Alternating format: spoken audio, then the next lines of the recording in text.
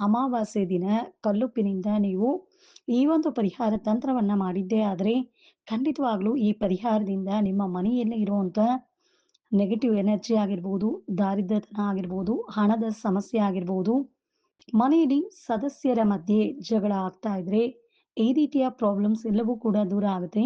ನೀವು ಈ ಪರಿಹಾರ ತಂತ್ರವನ್ನ ಮಾಡೋದಕ್ಕೆ ಒಂದು ಗಾಜಿನ ಬೌಲ್ ಅನ್ನ ತಗೋಬೇಕು. ಈ ಗಾಜಿನ ಬೌಲ್ ಒಳಗೆ ಮುಕ್ಕಾಲು ಭಾಗದಷ್ಟು ನೀವು ಕಲ್ಲುಪ್ಪನ್ನ ಹಾಕ್ಬೇಕು. ಹಾಕ್ಬಿಟ್ಟು 7 ಲವಂಗವನ್ನ ತಗೊಂಡು ಈ ಕಲ್ಲುಪ್ಪಿನ ಸುತ್ತ 7 ಲವಂಗವನ್ನ ವಿಡಿಯೋದಲ್ಲಿ ತೋರಿಸ್ತಾ ಇರೋ ರೀತಿ ಇಡಬೇಕು. ಇಟ್ಟಾದ್ಮೇಲೆ ಈ ಉಪ್ಪಿನ ಬೌಲನ್ನ ಯಾರಿಗೂ ಕಾಣದೇ ಇರೋ ರೀತಿ ನಿಮ್ಮ ಮನೆಯ ಬೀರು ಕೆಳಗಾಗಿರ್ಲಿ, ಇಲ್ಲ ಮಂಚದ ಕೆಳಗಾಗಿರ್ಲಿ, ದಿವಾನ್ ಕಾಟ್ ಕೆಳಗಾಗಿರ್ಲಿ, ಎಲ್ಲಾದ್ರೂ ಒಂದು ಮೂಲೆಯಲ್ಲಿ ಯಾರಿಗೂ ಕಾಣಬಾರ್ದು. ಆ ಒಂದು ಜಾಗದಲ್ಲಿ ಇಡಬೇಕು. ಈ ಅಮಾವಾಸ್ಯೆ ಇಟ್ಟು ಮುಂದಿನ ಅಮಾವಾಸ್ಯೆ ನೀವು ಇದನ್ನ ಚೇಂಜ್ ಮಾಡ್ಬೇಕು. ಇದರಿಂದ ನಿಮ್ಮ ಮನೆಯಲ್ಲಿ ಯಾವುದೇ ರೀತಿಯ ಹಣದ ಸಮಸ್ಯೆ ಇದ್ರು, ದಾರಿದ್ರ್ಯತನ ಇದ್ರು, ನೆಗೆಟಿವ್ ಎನರ್ಜಿ ಇದ್ರು, ಇದರ ಜೊತೆಗೆ ಮನೆ ಸದಸ್ಯರ ಜೊತೆಗೆ ಜಗಳ ಆಗ್ತಾ ಇದ್ರೆ, ಕಿತ್ತಾಟ, ಪ್ರಾಬ್ಲಮ್ಸ್, ಮನಸ್ತಾಪಗಳು ಎಲ್ಲವೂ ಕೂಡ ಸಾಲ್ವ್ ಆಗುತ್ತೆ.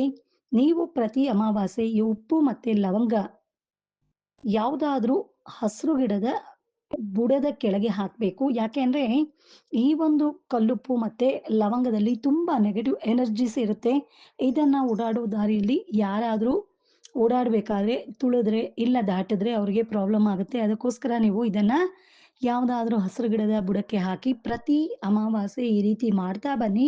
ಖಂಡಿತವಾಗ್ಲೂ 100% ಅದ್ಭುತವಾದಂತ ಒಂದು ರಿಸಲ್ಟ್ ನಿಮ್ಗೆ ಸಿಗತ್ತೆ. ಮತ್ತೆ ನಿಮ್ಮ ಮನೆಯಲ್ಲಿರುವಂತ ಪ್ರಾಬ್ಲಮ್ಸ್ ಎಲ್ಲ ದೂರ ಆಗುತ್ತೆ. ಖಂಡಿತ ನಿಮ್ಗೆ ಒಳ್ಳೇದಾಗತ್ತೆ. ಒಳ್ಳೇದಾಗ್ತಾ ಬರುತ್ತೆ ನೋಡಿ. ನೀವೇ ಆವಾಗ ನಮ್ಗೆ ಕಮೆಂಟ್ ಮಾಡ್ತೀರಾ.